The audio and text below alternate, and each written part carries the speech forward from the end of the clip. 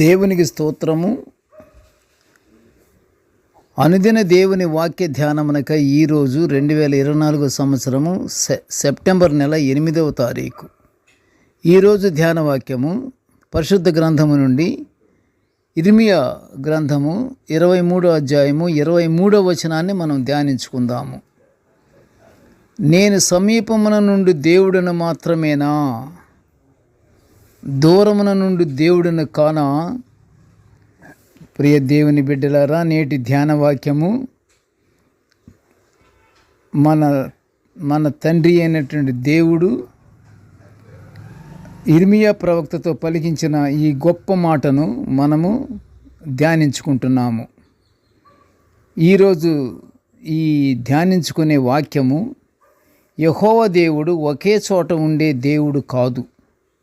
భూమి ఆకాశములను సృజించి భూమి ఆకాశములకు దేవుడై ఉన్నాడన్న నిజాన్ని మనము ధ్యానించుకుంటున్నాము.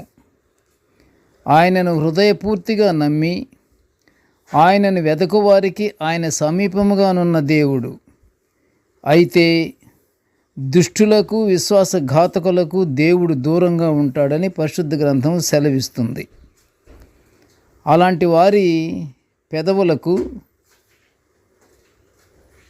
దేవుడైతే దగ్గరగా ఉంటాడు, కానీ వారి అంతరంద్రియములకు దూరముగా ఉన్నాడని ప్రభువు ఇర్మియా ద్వారా పలికించిన మాట. ఎందుకంటే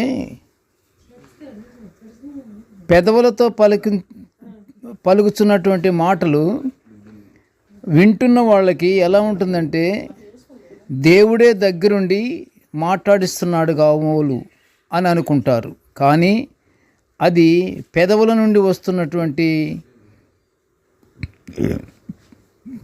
ప్రభువుని ఆశ్రయించుచున్నటువంటి మాటలు. అయితే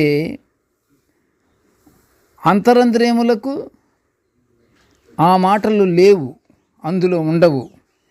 అందుకనే దేవుడు దూరముగా ఉంటున్నాడు అని ఇర్మియా గ్రంథము 12వ అధ్యాయము 2వ వచనములో కూడా మనం ఇదే మాటను మనం చూస్తున్నాము. నేను సమీపం నుండి దేవుడను కానా, దూరముగా ఉండి దేవుడునా అని దేవుడే పలికిస్తున్నటువంటి మాట. సమీపముగా ఎవరికుంటాడు? దేవుని ఆశ్రయించి దేవుని యందు భయభక్తులు కలిగిన వాళ్ళకి సమీపముగా ఉంటాడు. గర్విష్ఠులకు దూరంగా ఉంటాడని, గర్వహృదయులందరూ యెహోవాకు హేయులని సామెతల గ్రంథము 16వ అధ్యాయము 5వ వచనములో వ్రాయబడి ఉన్నది. అది గర్విష్ఠులకు, గర్వహృదయులకు ఆ వాస్తవము తెలియదు. ప్రభువుని ఆరాధించటం ఒక్కటే, అది పెదవుల నుండి వస్తున్నటువంటి ఆరాధన. కనుక ప్రియ దేవుని బిడ్డలారా, ఈ విషయంలో మనము ఆరాధిస్తున్నది దేవుడు వింటున్నాడా లేదా, దగ్గరున్నాడా, దూరంగా ఉన్నాడా మనకి అని మనం ఆలోచించాలి. ఎందుకంటే దూరంగా ఉండేది ఎవరికి? గర్విష్ఠులకు, గర్వహృదయులకు. కనుక ప్రియ దేవుని బిడ్డలారా, ఈ విషయంలో మనము జాగ్రత్తగా, మనము గుర్తెరిగి భయభక్తులు కలిగి మనము జీవించాలి. మన యొక్క అంతరంద్రియముల నుండి వచ్చినటువంటి భయభక్తులు దేవుడు చూస్తున్నాడు. అప్పుడు వెంటనే దగ్గరలో ఉంటాడు మనకి. ఈ రోజులలో అనేక మంది క్రైస్తవులు దేవుని ఆలయానికి వస్తుంటారు, కాపరేము బోధిస్తున్న వాక్యాన్ని వింటున్నారు, సంఘానికి దగ్గరగా ఉంటున్నారు, కానీ పరలోకానికి మాత్రం దూరంగా బ్రతుకుతున్నారు. విరిగి నలిగిన హృదయులకు దేవునికి ఇష్టమైనది అది. విరిగి నలిగిన హృదయములకు, మంచి మనస్సాక్షి కలిగిన వాళ్ళకి దేవుడు, నిజమైన మొరపెట్టే వారికి దేవుడు ఆలకిస్తాడు. దేవుని రాకడ వాస్తవాలను గ్రహించుకొని దేవుని యందు యథార్థత గల వారికి దేవుడు చాలా సమీపంగా ఉంటాడు. దేవుడి రాకడ అనేది మనం ఇప్పుడు చూస్తూనే ఉన్నాము. పలు చోట్ల, ప్రతి చోట్ల విజృంభిస్తున్నాయి ఆపదలు, అనేక భయంకరమైనటువంటి హింసలు, భయంకరమైనటువంటి అపవాది శక్తులతో కూడినటువంటి పనులు ప్రతి చోట జరుగుతున్నాయి. మంచివాళ్ళేమి, చెడువాళ్ళేమి, భయభక్తులు లేని వాళ్ళేమి అందరూ ఒకటిగానే ఏకమైపోతున్నారు. ఒక్క అపవాది మాటలు వింటున్నటువంటి ఒక్క మనిషి గురించి అందరూ దెబ్బతింటున్నారు.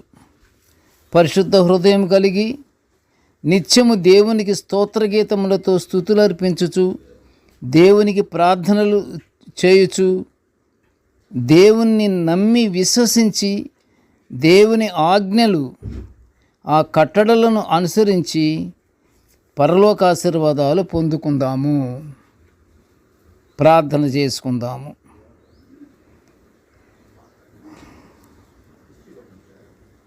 పరలోకపు తండ్రి, ప్రియమైన దేవా, నీ స్తోత్రాలు నాయనా. నీ పాదములకు స్తోత్రములు, స్తోత్రములు, స్తోత్రములు తండ్రి. ప్రభువా, నేటి ధ్యాన వాక్యమును వినుచున్న బిడ్డలందరినీ ఆశీర్వదించయ్యా.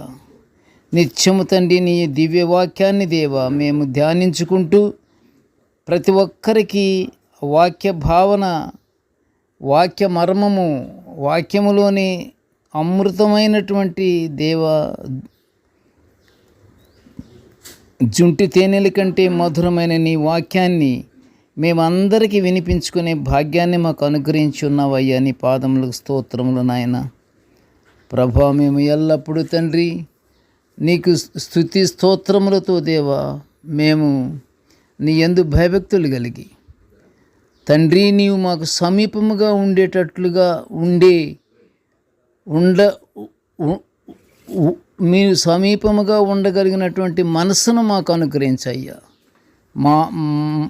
మా యొక్క హృదయాలను, మా మనసులను నీవు స్వాధీనములు ఉంచుకో తండ్రి. అపవాదికి మేము చోటు ఇవ్వకుండా తండ్రి నీ పాదములు స్తోత్రములు నాయన. నిత్యము తండ్రి నిన్ను ధ్యానించుకుంటూ తండ్రి మేము పెదవుల వరకే కాకుండా తండ్రి మేము అంతరంద్రియముల నుండి దేవా నిన్ను స్తుతించుకునే భాగ్యాన్ని మాకు అనుగ్రహించమని తండ్రి ఈ మనవులన్నీ యేసయ్య పుణ్యనామమున వినయముగా వేడుకొనుచుంటున్నాము తండ్రి. ఆమేన్. దేవుడు మనలందరినీ బహుగా దీవించుగాక. ఆమేన్.